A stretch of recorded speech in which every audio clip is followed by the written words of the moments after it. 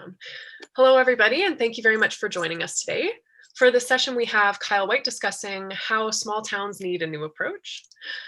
Kyle is the governance and education lead with Cooperatives First, focusing his work on developing and delivering educational and developmental services to the organization. Originally from Newfoundland and Labrador, Kyle has worked his way across Canada, focusing on community economic development in rural and Indigenous communities. With degrees in geography and public policy, Kyle's educational background has focused in community development, governance, and organizational policy. Aside from his work at Cooperatives First, Kyle is an active volunteer with several Saskatoon-based nonprofits and serves on a variety of boards. Small towns are facing significant challenges with demographic changes. Currently, these populations are relying on the government and big businesses to provide services and investments, especially with the persisting pandemic. With all of these transforming business dynamics, small towns have a unique opportunity to change their approach with consideration to local business structures and investments. This talk will shed some light on how small towns have adopted new cooperative approach to accessing and attracting the services they need. I'm now going to pass it on to you, Kyle. I will get you to share your screen for us and begin whenever you're ready. Very cool. Awesome. Thank you, Nicole. And hello, everybody. It's good to be with you guys today. As Nicole said, my name is Kyle White, and I'm joining you guys today from the basement of my home in Saskatoon on Treaty 6 territory and the traditional homeland of the Métis. So let me share my screen with you guys. You should see a very nice landscape picture. And now you'll see a much less nicer landscape, but one that's going to be a bit more familiar for us in the next little while here in Saskatoon and Manitoba. Very cool. So let's get right into it. Before I jump into my presentation, I wanted to give folks just a little bit of background about who we are at Cooperatives First, just in case you haven't heard of our organization. Cooperatives First is a nonprofit. We're based here in Saskatoon, but we work across the 4 Western Canadian provinces. And our organization was created to raise awareness of the cooperative business model and work with groups and communities that are interested in starting co-ops or learning about co-ops and helping them through the startup process. Since we incorporated back in 2016, we've delivered a number of free online courses, workshops, and we've worked with over 120 groups across Western Canada and helped start about 44 new cooperative businesses. So today, what I'd like to talk with you guys about is a new approach that communities need to access their services. Our organization was created somewhat as a response, somewhat as a way to lead a new approach to how communities can overcome some of the challenges that they face. And I'll talk a little bit about the research that led to that creation. But ever since March, with the onset of the COVID-19 pandemic, we've seen some of the problems that small towns are facing accelerate.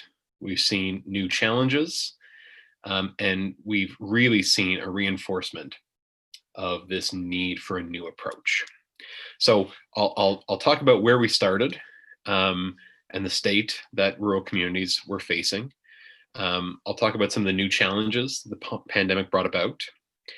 I'll take a look at some new approaches that communities are adopting in response to the challenges that they face. I'll take a look at 3 specific examples in rural communities in Western Canada, and we'll round out today looking at what these new ideas mean, some other examples, and what impacts this might have for policy. And most of this talk is going to focus primarily at the local level, how municipal governments, how First Nations governments, regional governments can work together to overcome some of these challenges, because that's really where these impacts are being felt the hardest. So where did we start? Certainly everybody on this call is aware of rural communities and some of the challenges that are common there.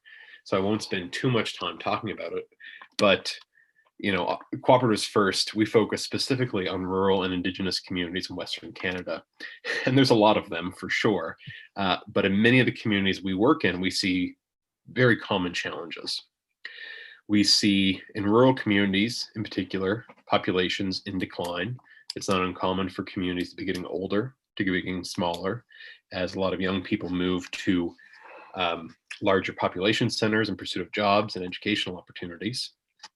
We see pretty challenging market conditions as businesses have a real hard time adapting in the context of these demographic shifts, as well as other market trends, things like shopping online being much more popular, easier, especially when you have cases where you don't want to go outside. We see then as well entrepreneurs having problems with succession planning.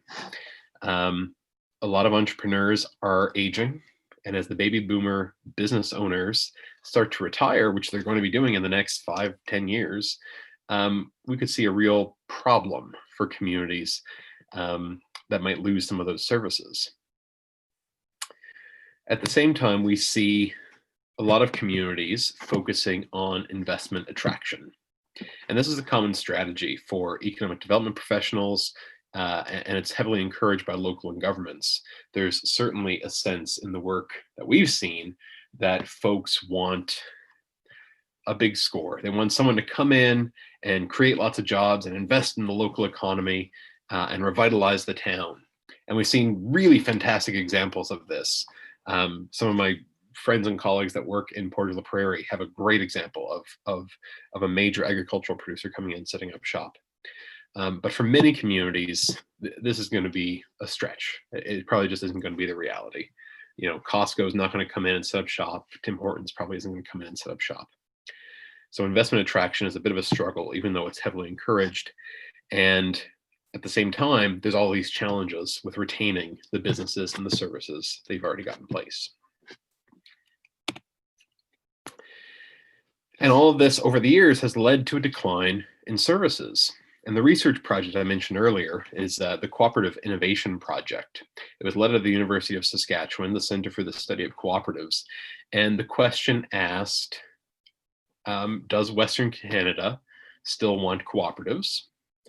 If they do, why? What challenges are they facing? And why aren't we seeing more cooperatives being created? And this project did a real deep dive into the policy environment, and it reinforced some of these things that scholars who study rural regions already knew. We saw that centralization of services in major urban centers, but certainly in regional urban centers. Certainly here on the prairies, it's not hard to think of where we have to travel regularly from rural regions to access things like specialized healthcare, to buy certain products. Those sorts of investments are happening. We see a pretty limited investment in rural regions, and that's causing problems for folks that need to access things like housing. Certainly as they age, they might not be able to access the level of care that they want at home. We see infrastructure aging and rural communities not able to access the same quality of internet so they can participate in those sorts of markets. And even certainly with Indigenous communities, we see a serious gap in infrastructure, even in transportation infrastructure, water, really fundamental things that just aren't being invested in. We have seen some, I would say, positive movement in this space. The federal government, of course, has introduced a program to try and address gaps in high-speed internet. And we certainly see movement in investment in water infrastructure and things like that, but we still have a long way to go. This study also reinforced the changing demographics that I mentioned. Rural communities were shrinking, they were aging. This didn't apply to all communities. Certainly job centers, places like Grand Prairie in Alberta, would still see a rise in population as with employment opportunities. And certainly in Indigenous communities, we saw pretty consistent increases in population over the last decade or so, as youth in those communities in particular were a demographic that was growing. This study also asked people what their needs were. What were the challenges they were facing in their communities today? And the study was able to whittle that down to about 10 needs. And for folks who live in rural communities, I think these sound pretty common. We're talking about things like healthcare, housing, seniors services, transportation, recreation opportunities, support services, jobs, things that you need for a community to be sustainable, things that people need every day. A lot of communities just didn't have them. People were having to travel to access these services. People were having to find workarounds in their daily lives to make things work. And this study also pointed to the fact that we need a new approach. When asked, a lot of folks did not know what a co-op was. Certainly, if you're in Western Canada, if you're asked what a co-op is, you're probably going to think about a grocery store, maybe a credit union, or the cooperator's insurance. So the knowledge and understanding about what a cooperative is was low, is what the study pointed to. But it also indicated that people who participated valued community-based approaches and local ownership to the economic solutions to the problems they were facing. This wasn't necessarily happening, or there were pockets of really cool examples where people were coming together and rallying and providing the services that their community need, but widespread, this just wasn't happening. So a big finding of the project was that we needed a new approach. So that study wrapped up at the end of 2015. And since then, we've seen a lot of progress, but we've seen a lot of new challenges. Chiefly among those, as I know we're all aware of, is a global pandemic. And, there's a myriad of things that happened as a result of the pandemic, but I'll just highlight a couple that we've seen in the work we do with rural and Indigenous communities. We certainly saw accelerated business challenges. For select businesses operating in smaller markets, it was really tough to adapt and respond to the pandemic. Many provinces imposed lockdowns, and that in particular hurt small businesses. We saw lots of people further shopping online to access the goods and services that they need, and that makes sense. It's certainly safer, but in some cases that did negatively impact businesses. We saw certain markets or industries being affected. Certainly if people were traveling less, people were driving less, a lot of people are working from home, that changes the way that we engage businesses in our communities. So a lot of communities just couldn't adapt, and they couldn't make a go of things. So we saw a lot of business closures as a result of the pandemic. We saw opportunities created for small towns. In many cases, folks grew an appreciation for small towns. If you can work from home and your job lets you work from home wherever that is, you might not necessarily need to live in a big urban center. If you can live in a small town, there's a lot of appeal to that. It might be a lifestyle that you enjoy and appreciate. There's certainly maybe a little bit more safety with fewer numbers in the context of a pandemic, and small towns began to get really appealing. At the same time, certainly on social media, we saw a real coalescence around local businesses. There are lots of folks out there that want to support local. They've seen the numbers coming in, how companies like Amazon are doing financially during the pandemic, and it's quite appalling. People want to rally behind local businesses and support local, so we see that appreciation for local businesses. And we've seen considerable government spending, both certainly with the CERB here in Canada, helping people stay at home. We've seen rent subsidies for businesses. We've seen wage subsidies to try and keep people employed. And in some cases, this has worked. It's helped a lot of businesses pull through. It's not worked for some businesses. Certainly major retailers that maybe don't have enough scale have had to close, or major retailers offering niche products weren't quite able to adapt. But we've seen a tremendous amount of government spending directed at keeping businesses open, keeping jobs stable, and trying to keep it somewhat normal in this very abnormal context. Now, what comes after COVID-19, honestly, is anybody's guess. I honestly have no idea. It's hard to say what the federal government or provincial governments are going to do, but I think we can probably assume things aren't just going to go back to normal. The way I think we do work as a country has changed forever.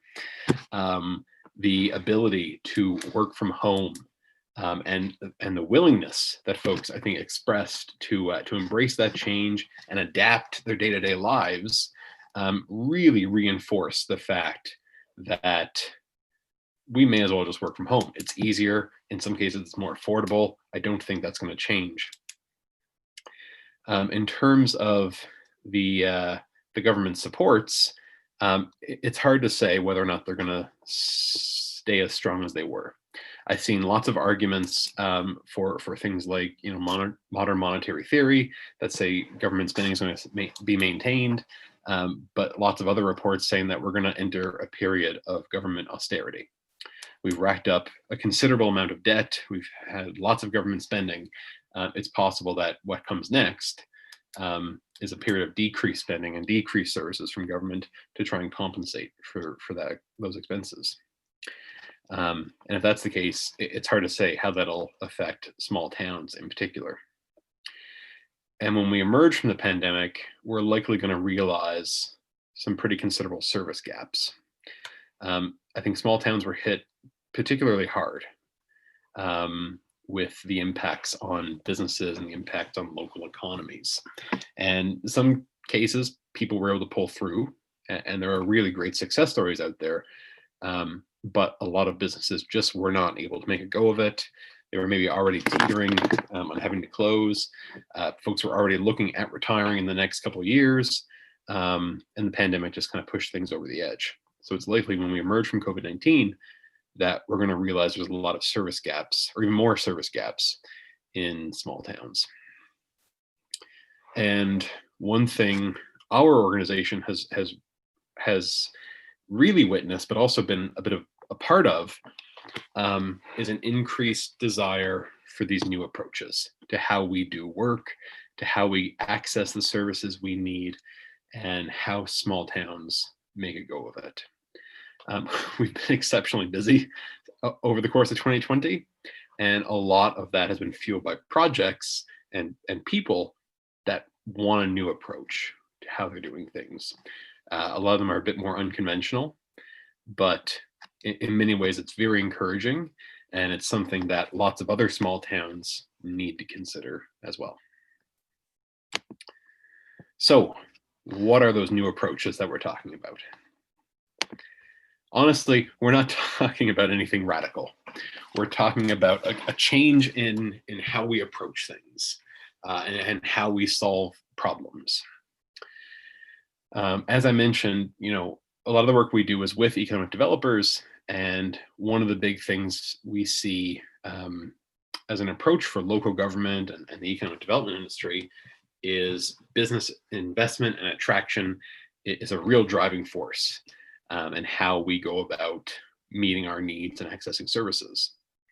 And I talk with folks a lot, and one of the things I've learned is that in Canada, we're very comfortable with somebody else providing the services for us or creating jobs for us. If we think in our day-to-day lives how we access goods and services and the jobs we work at, most of them are provided by somebody else, major investors. And that's really, I think, driven how we've done economic development at the local level for a long time.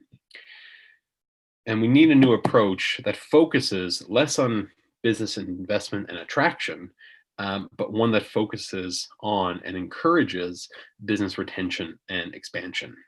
We really need to support those local businesses, our local entrepreneurs, and those local community leaders that understand local dynamics and are able to mobilize support and investment and initiative to access some of those services and respond to those challenges. We need to take stock of what we have at home and use that to meet some of our needs, and not just wait for somebody else to help or someone else to solve our problems. We need homegrown solutions. We need to look at ourselves and our own communities and who we've got around the table to solve some of these challenges. We can't just wait for other folks. And a colleague of mine who lives in the West Interlake region of Manitoba, Lana, she maybe put it absolutely the best. She said, if we're not willing to invest in ourselves and our communities, then why would we expect somebody else to? And that's absolutely summing up where we are right now in small towns in Canada. We need to lay the groundwork ourselves. If we're going to help our community survive, we need to be the ones that champion that. And hopefully we can get ourselves to a place where that encourages that investment and attraction that we want. And our organization, Cooperatives First, obviously we work with groups that are starting co-ops. And the cooperative business model has a long history of helping communities and groups approach problems in a new and innovative way, in a way that is often homegrown and allows folks to invest in themselves, invest in their own communities, and meet those needs and meet those services in a way that's locally driven and just different from how we normally do things. So let's take a look at three communities, three small towns in Western Canada that decided they need a new approach. We're going to try something different and see what happens. So first, we look at southern Saskatchewan in the town of Mossbank. Mossbank's got a population of 360 people. It's equidistant from Moose Jaw and Regina, and they were having a real problem in the early 2000s with their population consistently in decline. Not necessarily because young people were leaving. A lot of small businesses there and family farms were changing hands, so folks could continue to work in the area. But as people retired and needed higher levels of care, they were unable to age in place. And a lot of families were having to see their parents or grandparents move to Moose Jaw or Regina to access the level of care that they needed. And that hit home, I think, for a lot of people. It's tough to, grow up and work and live in a place all your life and then have to move away. So in response to that, community members created the Furrows and Faith Retirement Villa Cooperative. They were able to rally that small town around an initiative that would allow people to age in place. They wanted to build a 20-suite retirement community that had in-house care, that had nursing staff on site, and could allow people to age in place depending on the level of care that they needed. They fundraised, they applied and got charitable status, they got donations. The entire business community chipped in. Some were financial, a lot of contractors or hardware stores contributed materials and know-how. They sold, I'm told, more than a few $5,000 apple pies at dessert auctions. They drew on hours of volunteer time. And in the mid-2000s, they were able to open their doors and filled those suites very quickly. So much so that a few years later, they built an additional 6 suites. And it just shows small towns are extremely resilient. There are people who want to make things work. They're willing to put in the time and the money to ensure that they work. And it demonstrates a new approach to housing. And this is something we've seen needed all over Western Canada. People aren't able to age in place. They're having to move. You need a new approach. Next, we've got Hamiota, Manitoba. Hamiota is just north, I believe, of Brandon. And they've got a population of 850 in the town and about 2,000 in the surrounding area. And in Hamiota, they were having frequent conversations about the poor quality of internet in the region. And the municipalities in the area and the school district got to talking and thought it would be brilliant if they could have some of the highest speed internet in rural Canada. Why not? So they decided to sit down, work out the cost, and figure out what would it look like to create an organization that could offer some of the fastest internet speeds in Canada here. And they ended up laying hundreds of miles or hundreds of kilometers of fiber optic cable. They pounded the pavement to guarantee subscriptions from community members.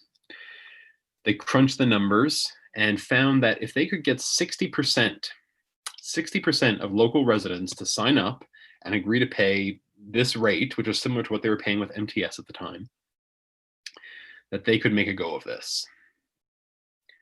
In the end, when they created the Park West Fiber Optic Co-op, they had 90% of local residents. And before, where you couldn't really watch a movie and play, I don't know, Tetris on your phone, now you can easily stream 6 movies at once, and they've got download speeds of 1 gigabyte per second. Here in Saskatoon, I think I've got about 120 megabytes per second. I can't even fathom 1 gigabyte per second. This creates enormous opportunities for rural communities, especially in a context where we've got an appreciation for local, an appreciation for small towns, where remote work is a reality. Laying this infrastructure and having this new approach to infrastructure is an absolutely phenomenal way for small towns to invest in themselves and create a foundation for bigger economic opportunities. Really cool approach in Hemiota. And one of the questions we get quite a bit whenever we talk about these opportunities is, how are we going to pay for that? Where are we going to get the money for this? And I often use the example of Sangudo, Alberta, which has a population of 300. Sangudo is located about an hour and a half northwest of Edmonton in Alberta, right in the heart of cattle country. And like a lot of small towns in Canada, it's actually got considerable wealth. Many small towns have a lot of farmers, business owners, folks who have retired, folks who have personal savings, and they live quite comfortably. But they still have some of these other challenges. They still have, changing demographics. They still have problems with succession planning. They have issues accessing capital, and they're not necessarily sure how to fix it. And in Sangudo, this really came to a head in the mid 2000s when the local meat processing facility was looking at closing down. The business owner there was retiring. He wanted to sell his business, sell the assets, and move to Edmonton where he could retire comfortably. But they couldn't find a buyer. So eventually the business owner was looking at just closing up shop, cutting his losses, moving away, and the community was going to lose that service. Now, they had 2 young people, roughly my age, that were interested in purchasing the business, but they didn't have anywhere near the financial capital needed to invest, even to leverage a long-term commercial loan. The local bank had pulled out a number of years ago, so there was no one really locally that they could work with. So a number of community members said, okay, we need to do something. We want to keep this service. We want to keep the jobs associated with it. And we want to support these entrepreneurs. Let's do it ourselves. So they adopted a new approach to financing when they created the Sangudo Opportunity Development Co-op. And just, I think, 32 people invested between $5,000 and $50,000 a piece and created this investment fund, this flexible investment fund that could be put to work at home. Again, rural communities have considerable wealth tied up in RRSPs and TFSAs, and it's doing work. It's doing economic development work somewhere. It's tied up in the Toronto and New York stock exchanges. And the thought with this type of co-op is, what if we just took a portion of that and shifted it back home? If we take some of that money that we've got tied up and put it to work in our communities, what sort of difference would it make? And in Sangudo, it made a lot of difference. This flexible source of capital allowed the co-op to purchase the building, lease it to the entrepreneurs so they could jump right into the business. And after some time, when they had retained enough earnings, they were able to leverage a long-term loan, purchase the assets of the business, and entered into a partnership with the co-op. With that first win under their belts, they looked around town at what else could we do. The local Legion had fallen into disrepair, so they worked with another local entrepreneur to renovate that, convert it into a coffee shop, and now I'm told it's got some of the best country music of any coffee shop in Western Canada. From there, they took a look at the housing stock and realized there's nowhere for young people to move to if they want to relocate back home. So they built 2 new houses and sold those at market rates. Depending on when they were shouldering legal costs in the early stages to when they were in their most successful years, the co-op was able to return 2% to 12% return on investment. It's a new approach to financing, and it's one, frankly, that a lot of small towns need to consider if they're going to capitalize some of the ventures that they need.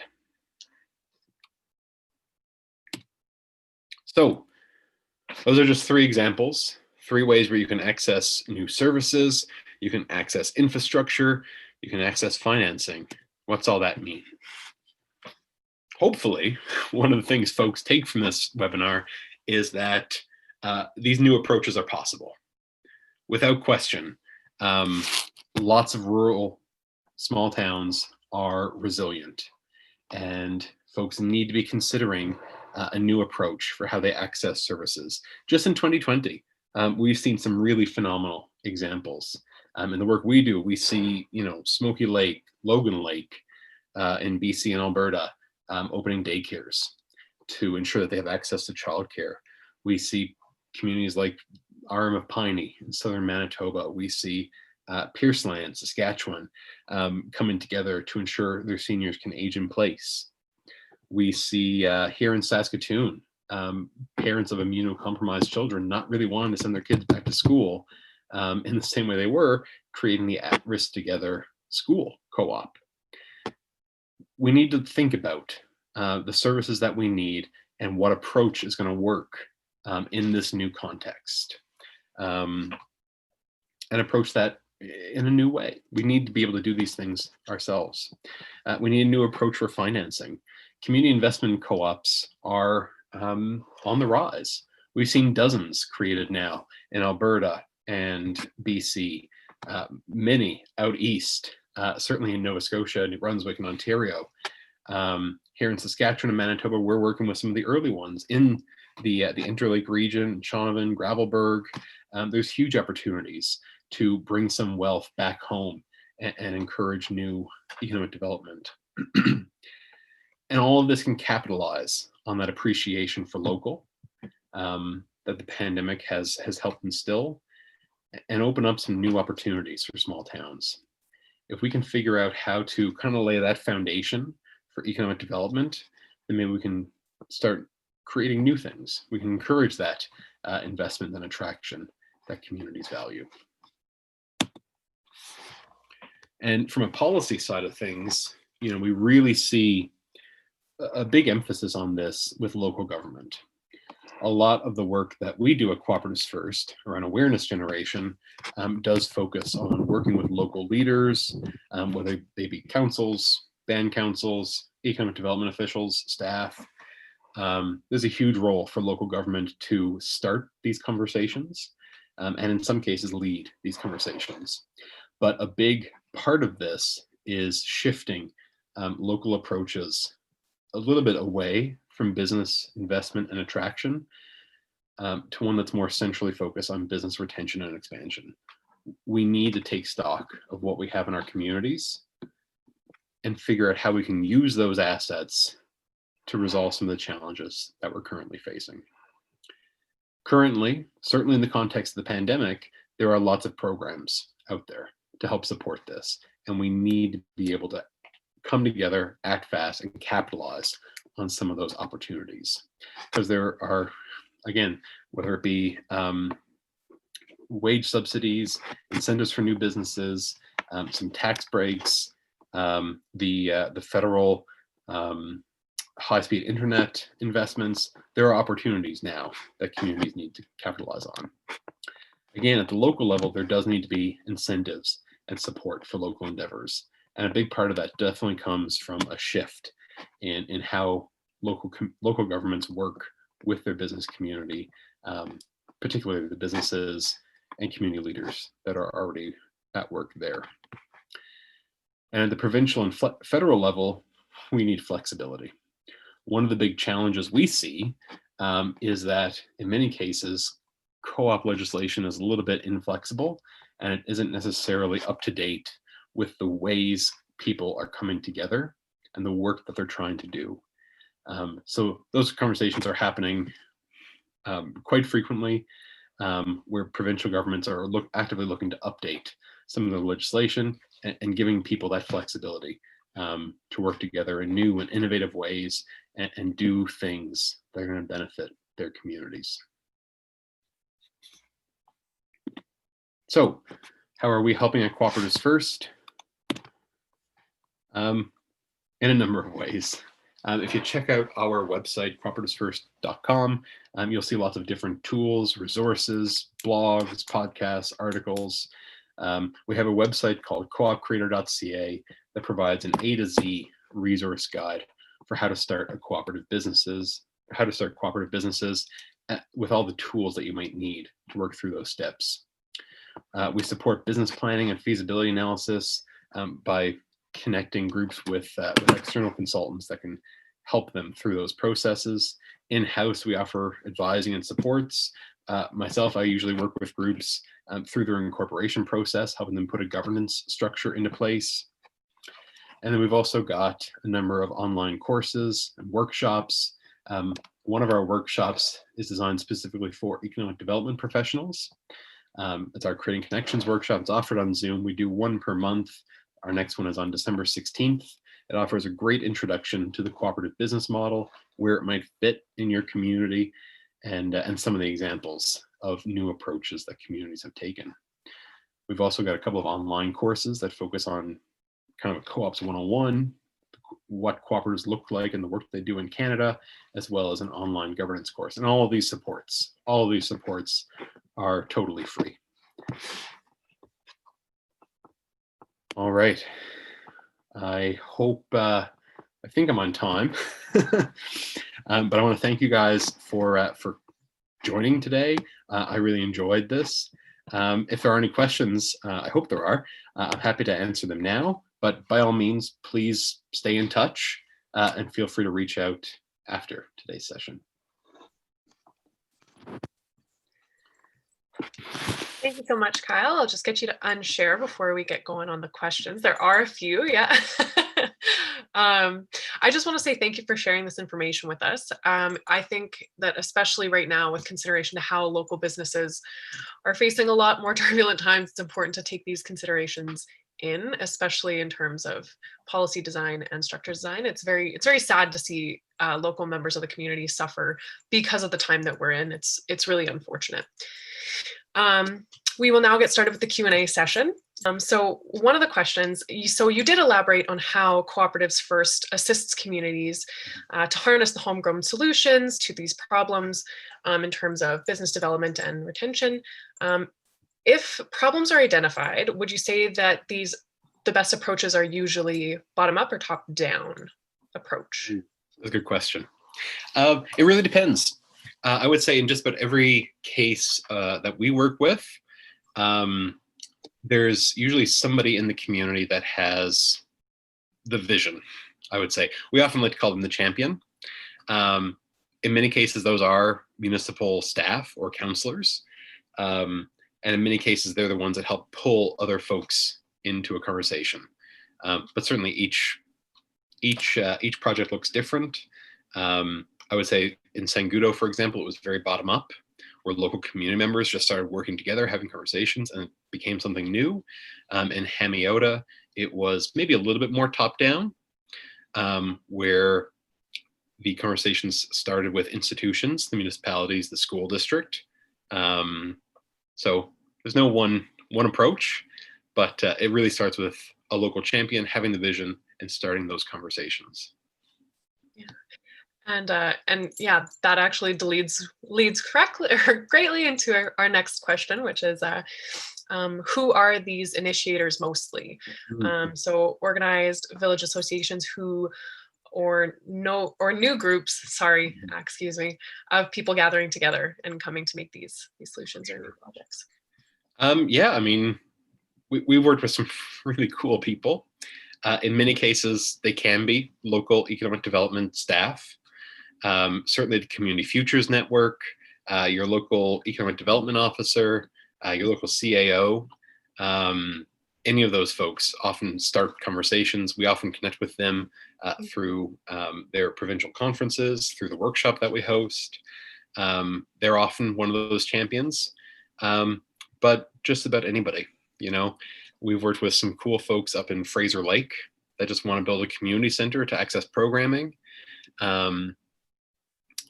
We worked with some entrepreneurs in all over Alberta who wanted to be able to collaborate online and connect with folks all around the world to better connect with clients. Yeah, anyone who can see the opportunity and can bring folks together. They can come from just about any walk of life. And we actually just got a comment from Brenda Hirchmer. She was saying that in her experience, it seems to work when, as you suggest, one or more champions work in the middle out to connect to the grassroots of to the grass tops. And I think that's exactly what you were just saying, that it really takes those community members to see the opportunity and go forward with it.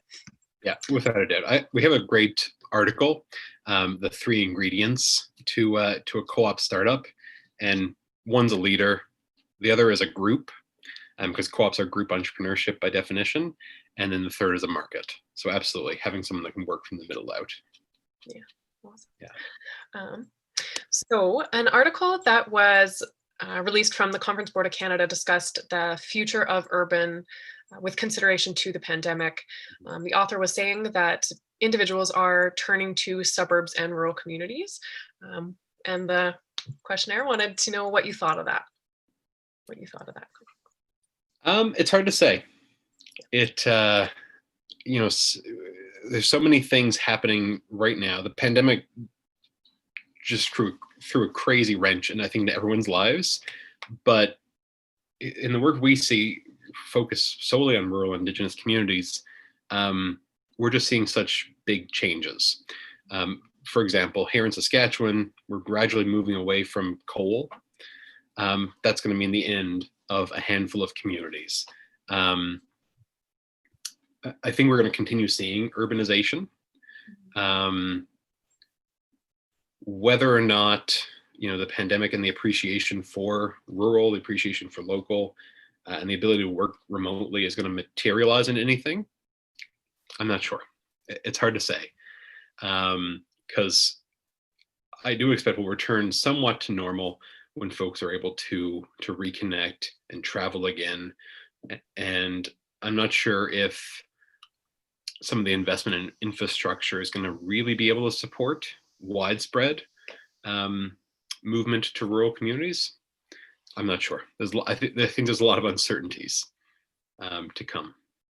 Yeah, that's fair. And that's just like what you were saying. It's going to be an adjustment period that no one really can predict for right now. Yep.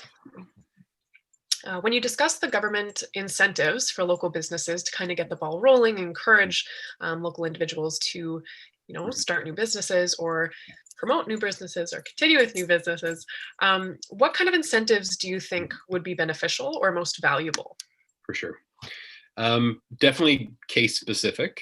And we've seen local governments work with new initiatives in a couple of different ways. So certainly things like giving space or giving rent-free space in municipal buildings is helpful. Helping facilitate those conversations, certainly with ECDEV staff, they have a big role to play there. Certain tax incentives, I know, are always a tried and true thing. And in some cases, we also see local governments coming in with investment. Whether it's, certainly we've seen this in Indigenous communities, where nations become either a partner in a business or they come in with a lot of investment capital. There's a great example in Old Crow, Yukon, where the First Nations government, the Wet'suwet'en, foot the bill for the building of a new co-op store to help folks better access services in a community-owned way. And some of the projects we've worked with, even in small towns, such as building seniors housing, we've seen municipal and regional governments come in with some startup capital to help finance the early stages of the startup process. So a whole heap of different ways. It really depends, I guess, on the appetite for that local government, how much cash they have at hand, and what their capacity looks like. One of our questioners wants to know, could you talk about the funding model for the scenarios residents that you previously discussed? They're wondering about affordability and the access for seniors who are low to moderate income. I've worked on a handful now of different seniors housing projects, and there's a couple of different approaches that communities tend to take. In Mossbank, they created what was called a community services co-op. So the people that own the co-op aren't necessarily the people who live there, which is common for a housing co-op. Instead, it's a community-owned initiative. It's charitable, so it can give tax receipts for donations, and they really relied on volunteerism and community giving to capitalize the organization. And that initial giving campaign helped leverage a mortgage with a credit union and a grant from the provincial government. And many of those groups follow a similar pattern. There's some combination of government support, lending, and then fundraising. All of the groups I've worked with, that's usually the startup capital model. When it comes to operations, it really depends on whether you have bells and whistles, I suppose. There are some examples where they can really preserve affordability if they rely on volunteer labor, if they have limited services. But if you look at Furrows and Faith, for example, in Mossbank, I think a room there costs $2,800, because certainly the cost of labor is considerable when you're hiring nursing staff, but it certainly allows folks to age in place.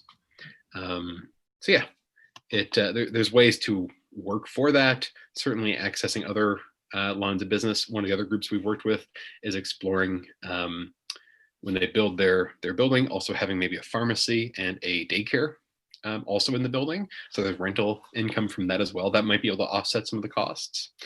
But there's definitely lots of different options for folks to consider.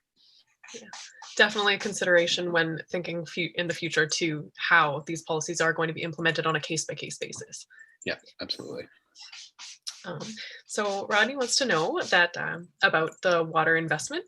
So while there's appropriate focus on water issues in First Nations communities, there are equally issues in small and rural communities.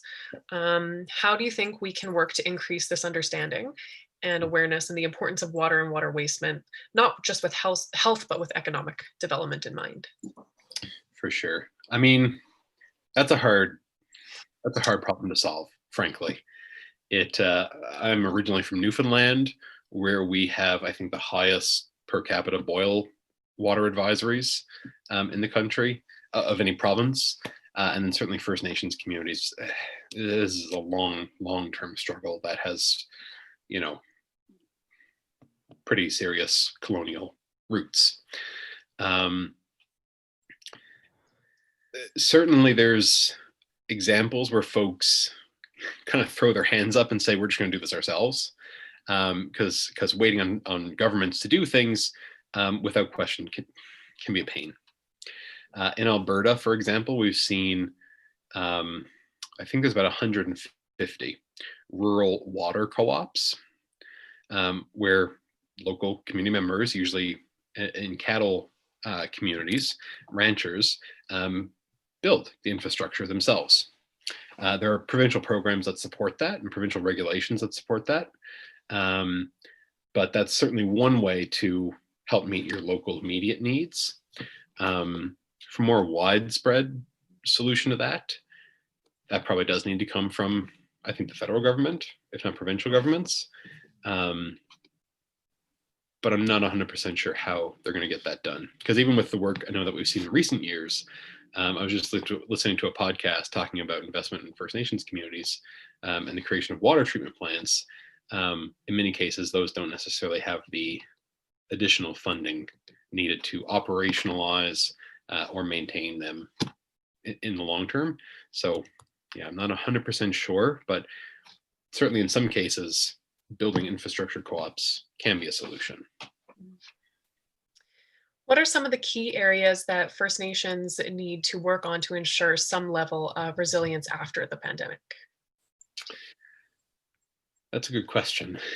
And again, I no one approach for sure, because there are some nations that we've worked with or come across that are just doing remarkable things, and certainly some by virtue of geography are really well placed to weather economic storms and access services that they need. A lot of the communities we've worked with over these last few years are in remote areas and do have a real hard time accessing basic services, whether it's groceries or healthcare. They had to travel 2, 3, 4, 5, 6 hours to access some of those staple services. And we've seen some nations respond in different ways, creating up band-owned enterprises. And we've seen lots of different co-op examples, certainly in the Arctic, in some of the most far-flung communities in Canada. There's 33 locally owned co-op associations that were initially created to provide groceries. But over time, they've expanded what they offer.